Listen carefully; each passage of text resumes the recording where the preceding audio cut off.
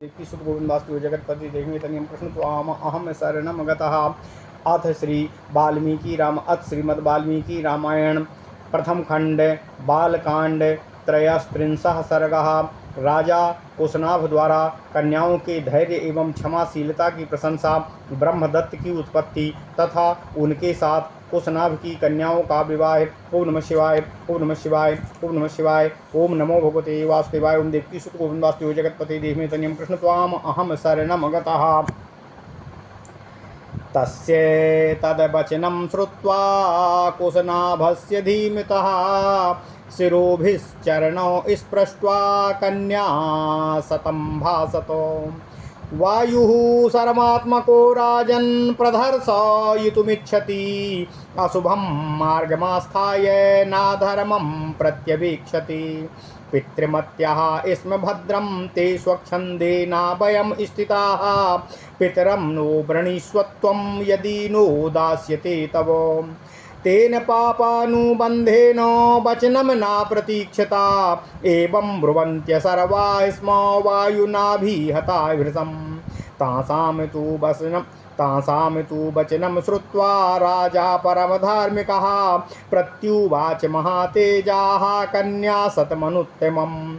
क्षान्तं क्षमावतां पुत्र कर्तव्यं सुमहत् कृतम् एकमत्यमुपागम्य कुलं चावेक्षितं मम। ओम नमः शिवाय। अलङ्कारो हि नारीणां क्षमा तु पुरुषस्य वा दुष्करं तच्च वैक्षान्तं त्रिदशेषु विशेषतः।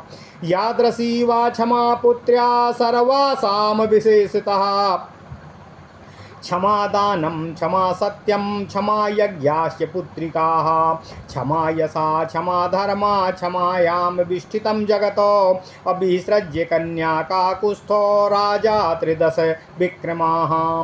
मंत्रज्ञो मंत्रयामास प्रदानं सह मंत्रिभिः देशे काले च कर्तव्यं सदृशे प्रतिपादनम्। एतस्मिन्नेव काले तु चूली नाम महाद्युति ऊर्ध्वरेता शुभाचारो ब्रह्माम तप उपागमतो। ओम नमः शिवाय, ओम नमः शिवाय, ओम नमः शिवाय। ओम नमो भगवते वासुदेवाय। ओम देवकी सुत गोविंदास्तु जगत्पते देहि मे तनियं कृष्ण त्वाम अहम शरणम गतः।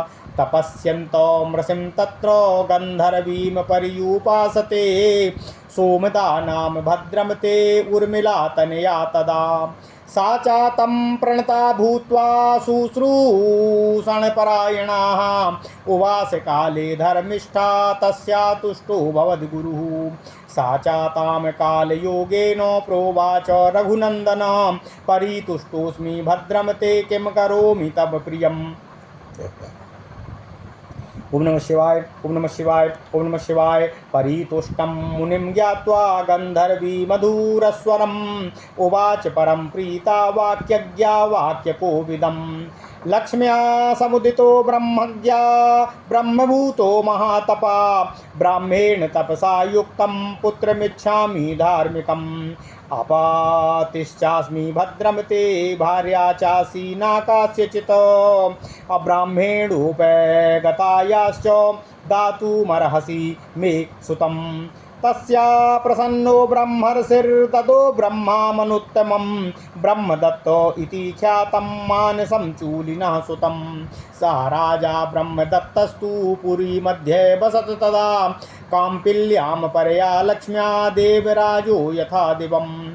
सा बुद्धिं कृतवान् राजा कुशनाभो सुधार्मिकः ब्रह्मदत्ताय काकुस्थं दातुं कन्या सतं तदा। समाहूय महातेजा ब्रह्मदत्तं महीपति ददौ कन्या सतं राजा सुप्रीतेनान्तरात्मना।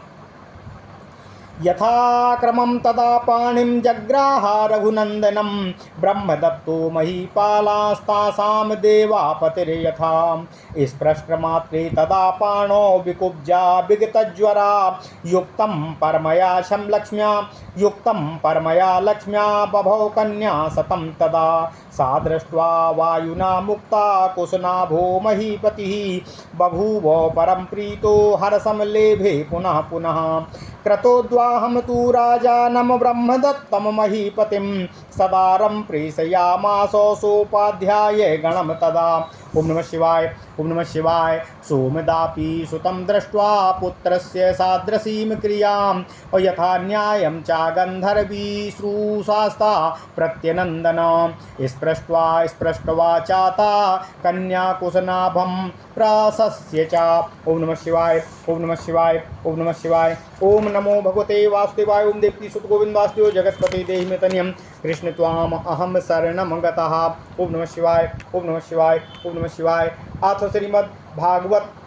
अथ श्रीमद् वाल्मीकि रामायण प्रथम खंड बालकांड त्रयस्त्रिंशः सर्गः 33वां सर्ग। राजा कुशनाभ द्वारा कन्याओं के धैर्य एवं क्षमाशीलता की प्रशंसा करना, ब्रह्मदत्त की उत्पत्ति तथा उनके साथ कुशनाभ की कन्याओं का विवाह है। ओम नमः शिवाय, ओम नमः शिवाय, ओम नमः शिवाय।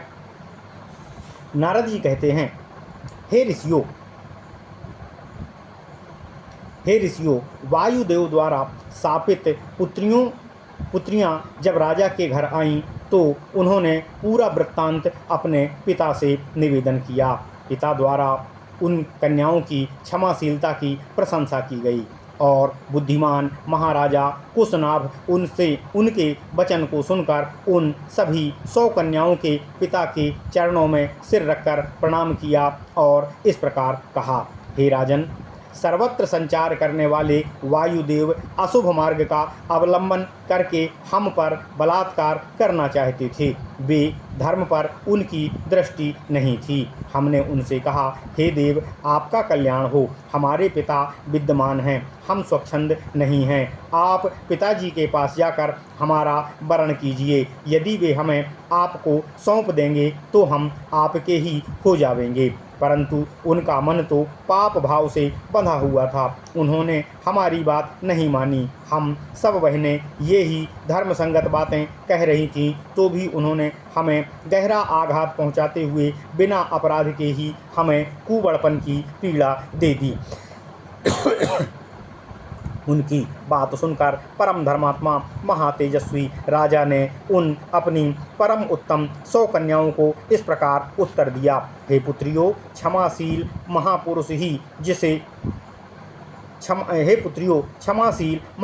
ही जिसे कर सकते हैं, वही क्षमा का मार्ग का तुम लोग भी अवलंबन किया है। यह तुम लोगों के द्वारा महान कार्य संपन्न किया गया है।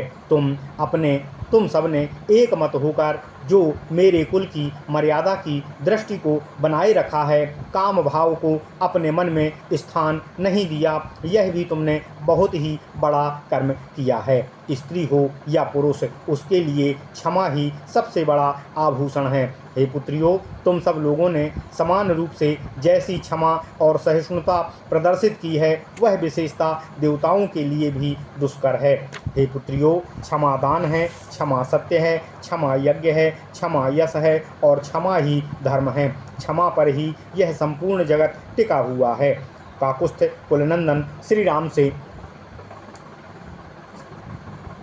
कुलनंदन भगवान श्री राम से विश्वामित्र जी कहते हैं कि देवतुल्य पराक्रमी राजा कुशनाभ ने अपनी कन्याओं से ऐसा कहकर उन्हें अंतःपुर में जाने की आज्ञा दी और मंत्रणा के तत्व को जानने वाले उन नरेश ने स्वयं मंत्रियों के साथ बैठकर कन्याओं के विवाह के विषय में विचार आरंभ किया। विचारणीय विषय यह था कि किस देश में, किस समय और किस सुयोग्य वर के साथ वह उनका विवाह करें। उन्हीं दिनों चूली नाम से प्रसिद्ध एक महातेजस्वी सदाचारी एवं ऊर्ध्व रेता अर्थात नैष्ठिक ब्रह्मचारी मुनि वेदोक्त तप का अनुष्ठान कर रहे थे, अर्थात ब्रह्मचिंतन रूप अपनी तपस्या में संलग्न थे। हे श्री राम, तुम्हारा भला हो। उस समय एक गंधर्व कुमारी वहाँ रहकर उन तपस्वी मुनि की उपासना में अनुग्रह की इच्छा से सेवा करने लगी। उसका नाम सोमदा था। वह उर्मिला की पुत्री थी। वह प्रतिदिन मुनि को प्रणाम करके उनकी सेवा में संलग्न रहती थी तथा धर्म में स्थित रहकर समय समय पर सेवा के लिए उपस्थित होती थी। इससे उनके ऊपर वे गौरवशाली मुनि बहुत ही संतुष्ट हुए। हे रघुनंदन, विश्वामित्र जी कहते हैं, शुभ समय आने पर चूली ने उस गंधर्व कन्या से कहा, हे शुभे, तुम्हारा कल्याण हो, मैं तुम पर बहुत ही संतुष्ट हूँ। बोलो, तुम्हारा कौन सा प्रिय कार्य मैं सिद्ध करूँ। मुनि को संतुष्ट जानकर गंधर्व कन्या बहुत प्रसन्न हुई और वह बोलने की कला में निपुण थी। उसने वाणी के मर्मज्ञ मुनि से मधुर स्वर में इस प्रकार निवेदन किया, हे महर्षि, आप ब्राह्मी संपत्ति अर्थात ब्रह्म तेज से संपन्न होकर ब्रह्म स्वरूप हो गए हैं। अतएव आप महान तपस्वी हैं। मैं आपसे ब्रह्म तप अर्थात ब्रह्म ज्ञान एवं वेदोक्त तप से युक्त धर्मात्मा पुत्र प्राप्त करना चाहती हूँ। मुझे आपका हे मुने, आपका कल्याण हो। मेरे कोई पति नहीं है। मैं ना तो किसी की पत्नी हूँ और ना ही आगे किसी की पत्नी होंगी। आपकी सेवा में आई हूँ और आप अपने ब्रह्मबल अर्थात तप शक्ति से मुझे पुत्र प्रदान करने की कृपा करें। उस गंधर्व कन्या की सेवा से संतुष्ट हुए ब्रह्मर्षि चूली ने उसे परम उत्तम ब्रह्म तप से संपन्न पुत्र प्रदान किया। वह उनके मानसिक संकल्प से प्रकट हुआ अर्थात वह उनका मानस पुत्र हुआ। उसका नाम ब्रह्मदत्त हुआ। कुशनाभ के यहाँ उन कन्याओं के विवाह पर विचार चल रहा था।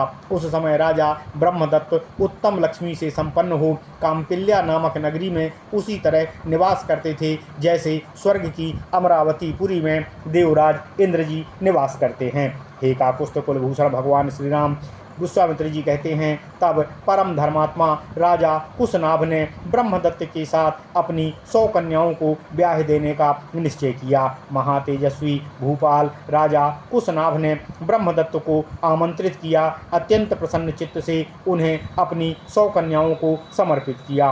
हे रघुनंदन, उस समय देवराज इंद्र के समान तेजस्वी पृथ्वीपति ब्रह्मदत्त ने क्रमशः उन सभी कन्याओं का पाणिग्रहण संस्कार पूर्ण किया।